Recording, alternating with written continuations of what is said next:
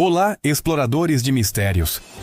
Já imaginaram o que é partir numa jornada épica? Com toda a tecnologia e conhecimento da sua época, apenas para desaparecer sem deixar rastro? Hoje, vamos mergulhar num dos maiores enigmas da história da exploração. A trágica e arrepiante expedição de Franklin.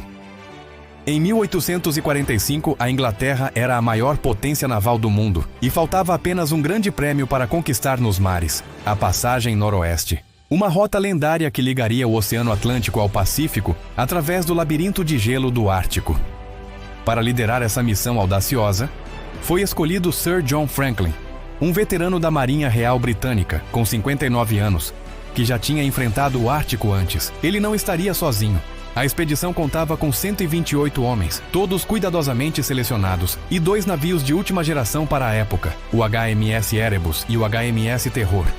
Estes não eram navios quaisquer.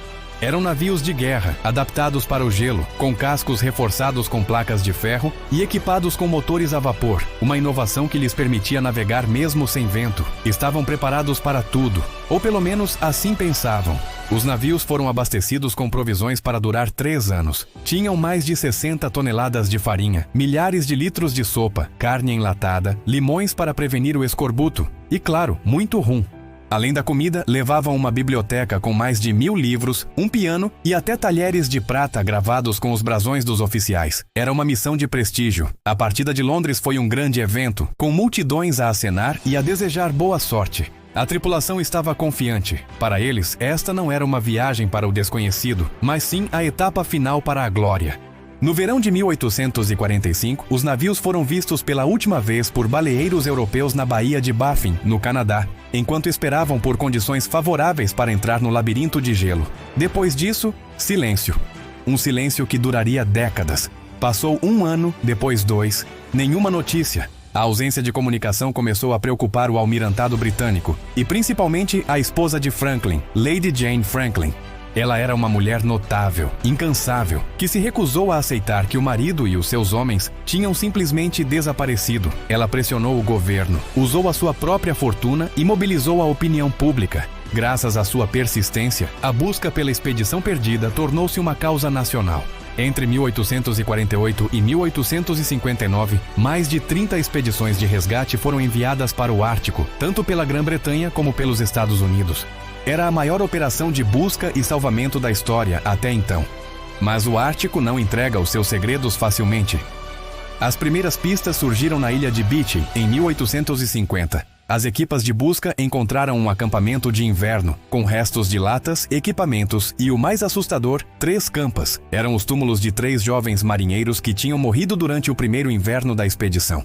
Os seus corpos, perfeitamente preservados pelo gelo, foram exumados mais tarde e revelaram algo preocupante: altos níveis de chumbo. Uma das teorias era que as soldas de chumbo usadas nas latas de comida teriam contaminado os alimentos, envenenando lentamente a tripulação, causando problemas neurológicos e físicos. Mas isto era apenas o começo do mistério. Onde estavam os outros 126 homens e os 2 navios?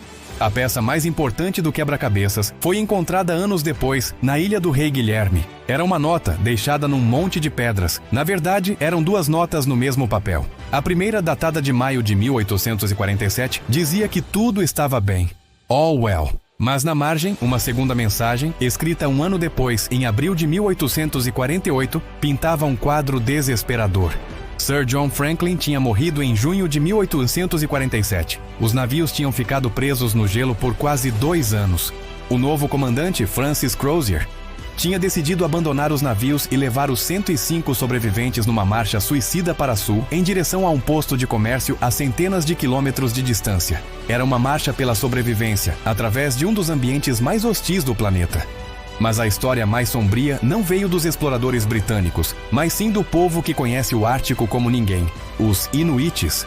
Durante anos, eles contaram histórias aos exploradores que os procuravam. Relatos de homens brancos, desesperados e magros, a arrastar barcos pesados pela neve. Falavam de homens que não conseguiam comunicar, que pareciam enlouquecidos pela fome e pelo frio. E contaram algo que a sociedade vitoriana se recusou a acreditar. Estes homens tinham recorrido ao canibalismo para sobreviver. Os exploradores britânicos, na sua arrogância, desconsideraram esses relatos como selvagens. No entanto, décadas mais tarde, a arqueologia provou que os inuites estavam a dizer a verdade. Ossos humanos encontrados nos locais dos acampamentos dos sobreviventes tinham marcas inconfundíveis de cortes, fraturas e descarnamento, evidências sombrias de que, no final, a fome tinha superado todos os tabus. Durante mais de 1,5 séculos, o destino final dos navios permaneceu um mistério. Onde estavam o Erebus e o Terror? Eles tinham afundado. Tinham sido esmagados pelo gelo? A busca continuou, agora não por sobreviventes, mas por respostas. A tecnologia moderna, como sonares e veículos subaquáticos, juntou-se ao conhecimento ancestral dos inuites, e foi essa combinação que finalmente resolveu o mistério. Em 2014, uma equipa de arqueólogos canadianos, guiada por histórias e conhecimento local inuit, encontrou os destroços do HMS Erebus. Estava quase intacto, de pé no fundo do mar, a apenas 11 metros de profundidade. 2 anos depois, em 2016, o HMS Terror também foi encontrado, a cerca de 100 quilômetros de distância e em condições ainda melhores. Estava tão bem preservado que parecia uma cápsula do tempo. Pratos ainda estavam nas prateleiras, garrafas de vinho intactas, e os compartimentos dos oficiais estavam selados, como se tivessem sido deixados ontem. A descoberta dos navios foi um momento histórico, mas também abriu novas perguntas. Por que é que o Terror estava tão longe a sul do local onde se acreditava que os navios tinham sido abandonados? Estaria alguém a tentar navegá-lo para sul depois da marcha ter começado? O que aconteceu exatamente nos últimos dias da tripulação? As investigações continuam. Os arqueólogos estão a explorar cuidadosamente estes túmulos subaquáticos, na esperança de encontrar diários, registros ou outros artefactos que possam finalmente contar a história completa. A expedição de Franklin partiu em busca de glória e conhecimento. Não encontrou a passagem noroeste, mas deixou-nos um legado diferente, uma história poderosa sobre a ambição humana, a força implacável da natureza e a resiliência do espírito humano, mesmo perante o horror.